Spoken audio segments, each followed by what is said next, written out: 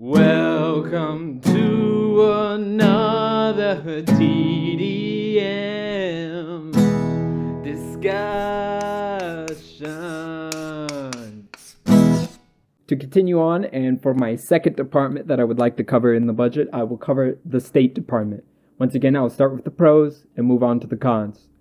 So the pros for the State Department: increase funding for the IT department of the State Department to bring legacy systems up to date to allow for more agile responses to the ever-changing IT threats of the modern world. Now, I am all for further expansion of our IT systems. Being a computer science nerd, I totally understand that in the world of information, we need a very modern and very capable IT system that can handle both outside threats and the ability to move and process data quickly, and the ability for people to access said data. So I'm all for bringing these legacy systems into the modern era and to improve the State Department's ability to use technology as a whole. As well, there's funding for better protection of embassies, to better protect our diplomats and their staff members around the world. I don't think I need to express to you that we may not live in the most dangerous of times, but we do live in semi-dangerous times, and there are places in the world that we have embassies where it is not always the safest. I'm always for funding to protect citizens of the United States that work in other countries, and especially that work for the U.S. government in other countries. Further funding for the improvement of the Afghani people through improvements in education, health, governance, and more.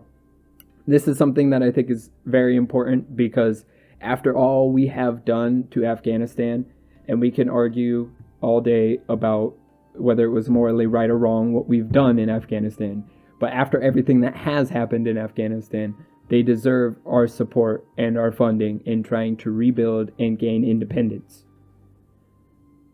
As well, there is funding for the Office of USTR, which I will get the full acronym in 2 seconds here.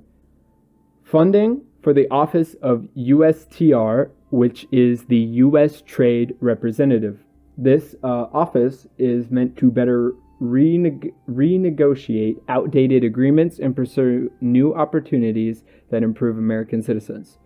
I may disagree personally on some of the opinions that President Trump has made on some of the trade deals that we have throughout the world, but I have no doubt in my mind that at least a few of those trade deals are outdated and can be improved. And so I'm all for funding an office that is purely meant to look over those trade deals and try to renegotiate those. As well, there is funding for the new emergency plan for AIDS relief to support more than 50 countries in a fight against HIV/AIDS. And to me, the fact that America is one of the biggest, if not the biggest, humanitarian force in the world when it comes to governance is very important for what we do throughout the globe. And so I'm more than happy that we are continuing the struggle to remove HIV and AIDS from this planet.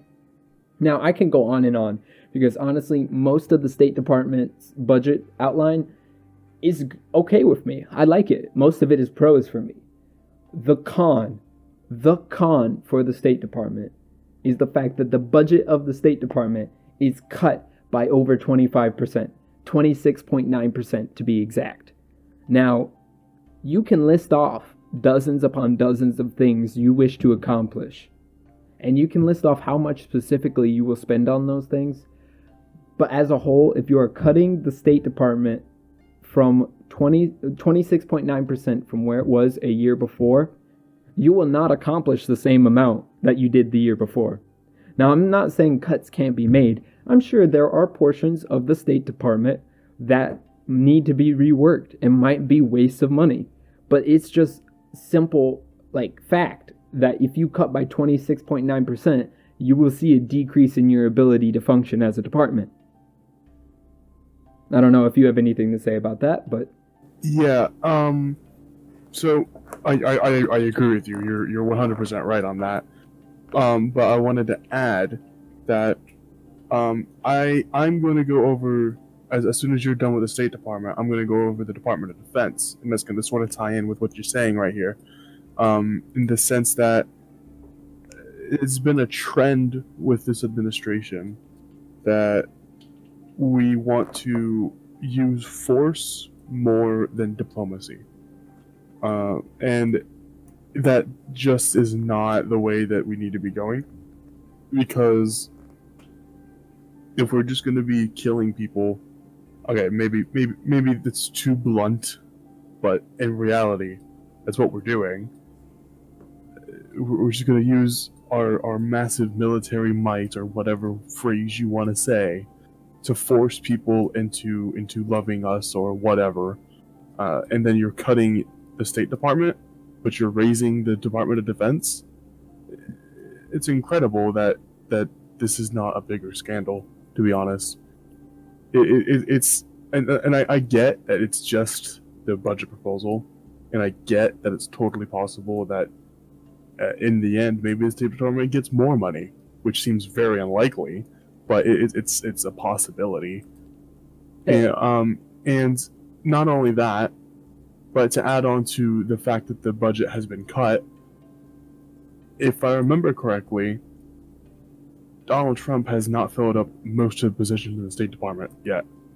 No, he has not. He's actually missing quite a few. From the last time I heard, he's missing quite a few actual diplomat positions that he has not even filled. Yeah, I just read today that it's been 13 months and we still don't have an ambassador to South Korea. To South Korea. And that's key to the current geopolitical situation. Especially considering what's going on with North Korea and the fact that South Korea is one of our top allies. I mean, come on, it's such a simple thing. Just appoint someone who is well versed in South Korean politics. Now, to give my own little opinion on what you said there, what you were really discussing is the difference between hard power and soft power. And I think General Mattis himself put it best, I believe back in 2012. General Mattis was speaking to some congressional board on the budget for the State Department, and he had told them, if you do not give the State Department more money to flex our soft power muscle, which is diplomacy, that's what he means by that. If you do not give them more money, I, the Department of Defense, hard power, will need more money for more ammunition. Simply stating, without soft power, there will be more need for hard power to be used. There will be more war, and there will be more violence without soft power. Now, obviously, that's not a guarantee, but it is. If you're hearing that from Mad Dog Mattis himself, I would take that with good word. I mean, it just makes sense, really. It does. If you're not willing to negotiate, and if you're not willing to use diplomatic means to solve crises and solve issues, then what's the logical conclusion to that? It's going to be some form of force. Maybe not necessarily a war, but it's going to be some form of force. Without a doubt. And hard power doesn't directly mean war. Or, yeah, of course. It also means flexing that muscle as well. Not being afraid to cause a specific airstrike or covert op missions, or simply just allowing our military presence in an area to influence something. Now, to cap the State Department, I would just like to read a very short segment of one of President Trump's speeches at the Arab Islamic American Summit. Now, in this speech, he had a section that goes, and I quote, "America is a sovereign nation, and our first priority is always the safety and security of our citizens. We are not here to lecture. We are not here to tell other people how to live, what to do, who to be, or how to worship. Instead, we are here to offer partnership based on shared interest and values to pursue a better future for us all." Those are great words. End quote. Those are great words. But all I have to say is you better be prepared to back the words that you have said. And if his track record shows anything, he won't. He just won't.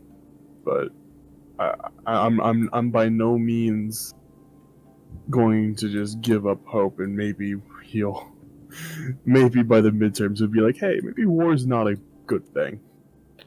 We'll see. But I doubt that, considering what I'm about to go over. Well, let's have a little fun. Let me hear what you got.